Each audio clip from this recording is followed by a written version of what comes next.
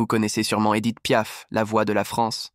Ses chansons ont fait le tour du monde, sa silhouette minuscule et sa voix immense ont marqué des générations.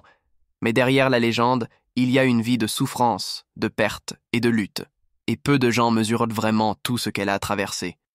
Elle a connu une enfance misérable, presque sans manger, la mort de son unique enfant, 2 accidents de voiture, 7 opérations, 3 comas, des crises de douleur insupportables, une tentative de suicide et 2 guerres mondiales. Ce qu'elle n'a pas vaincu, c'est un cancer du foie en phase terminale, diagnostiqué 2 ans avant sa mort. Alors oui, la prochaine fois que vous aurez envie de vous plaindre de votre vie, pensez au moineau de Paris, une femme qui ne s'est jamais arrêtée, qui a vécu, aimé, souffert et continué à chanter jusqu'à son dernier souffle. Édith Giovanna Gassion voit le jour le 19 décembre 1915 à Paris. Son père, Louis, est au front. Sa mère, Annetta, chanteuse ratée, l'abandonne à sa propre mère, une femme alcoolique. Cette dernière, incapable de s'occuper d'un bébé, versait de l'alcool dans son biberon pour la faire dormir. Résultat, à 3 ans, Édith devient aveugle. Son père, apprenant la nouvelle, récupère la fillette et l'emmène chez sa propre mère, qui, ironie du sort, tient une maison close en Normandie. Là-bas, Édith reçoit enfin de l'amour et des soins. Et surtout, un miracle. Sa grand-mère l'emmène prier Sainte Thérèse de Lisieux. Quelques mois plus tard, Édith retrouve la vue. Plus tard, elle dira « Ma vie a commencé par un miracle, et depuis ce jour, je n'ai jamais cessé de croire. » L'école, pour elle, c'est un enfer. Les autres enfants se moquent d'elle à cause de ses origines et du lieu où elle vit. Alors son père la retire de l'école et l'emmène sur les routes. Il fait des acrobaties, elle chante dans la rue. C'est là qu'elle apprend son métier et c'est là que naît la légende. À 9 ans, elle rencontre Simone, sa demi-sœur. Ensemble, elles chantent, se soutiennent et survivent. La famille de son père est pauvre et Édith commence très jeune à ramener de l'argent. Mais un jour, elle décide de partir pour de bon. À 17 ans, elle tombe amoureuse de Louis Dupont. Ils ont une fille, Marcel, mais le couple ne tient pas. Lui veut qu'elle arrête de chanter. Elle sait que la scène est sa vie. Ils se séparent. Un jour, en rentrant chez elle, Édith découvre que sa fille a été emmenée par le père. Marcel meurt peu après d'une méningite.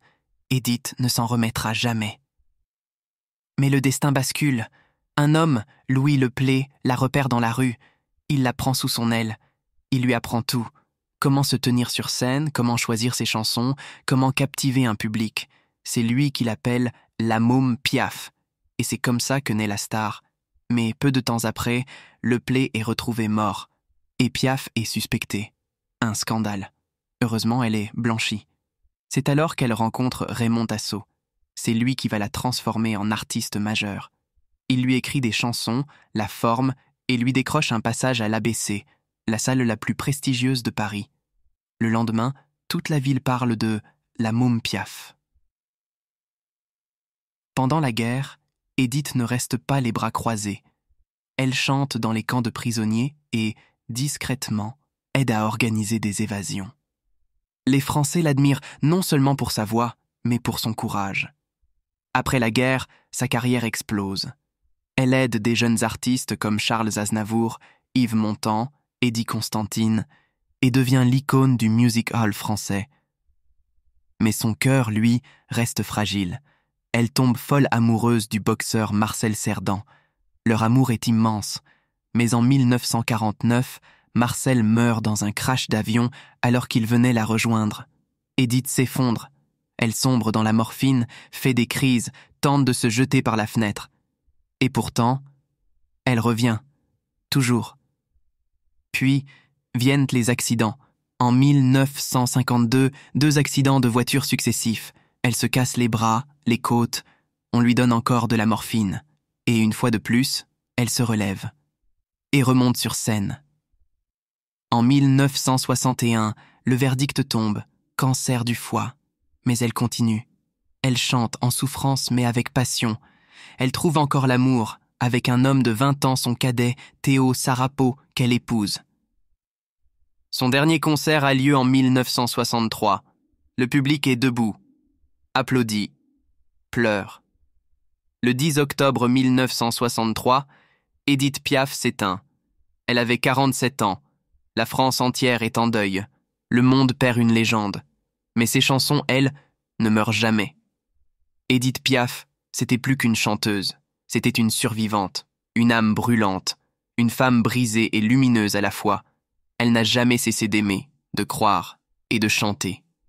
Et pour ça, elle vivra pour toujours dans nos cœurs.